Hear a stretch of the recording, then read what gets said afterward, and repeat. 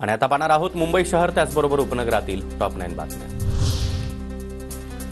उत्तरेकडील शीतलहरींमुळे राज्यामध्ये थंडीच्या लाटेचा कडाका वाढला। मुंबईच्या तापमानामध्ये 5 अंशांनी मोठी घसरण। मुंबईकर थंडीनं गारठले।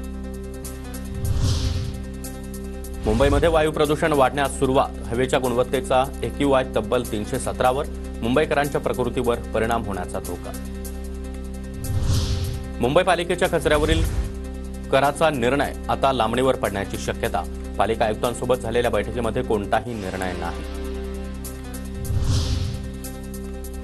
सिद्धिविनायक ट्रस्टवरील विश्वस्तांचा कार्यकाळ 3 वर्षांवरून 5 वर्ष। सदस्यांची संख्या 9 वरून 15 करण्याच्या प्रस्तावाचं विधेयक विधानसभेत मांडण्यात आलं। ठाणे शहरातील झोपडपट्ट्यात दिव्यांनी लखलखणार। पालिकेकडून पथदिवे बसवण्याचा निर्णय। पथदिवे बसवण्यासाठी 1,95,00,000 खर्च करण्यात येणार। आजारी कैदी वेळेवर औषधोपचार घेत नसतील तर अहवाल संबंधित न्यायालयामध्ये सादर करा। कारागृह प्रशासनाला परिपत्रक जारी। यांत्रिक पद्धतीने केल्या जाणाऱ्या मासेमारीमुळे 35 मत्स्य प्रजाती नष्ट होण्याच्या मार्गावर। समुद्राच्या तळाशी 45 कृत्रिम भित्तिका उभारण्याचा सरकारचा निर्णय। किनारपट्टीवरील माशांना हक्काचं घर मिळणार।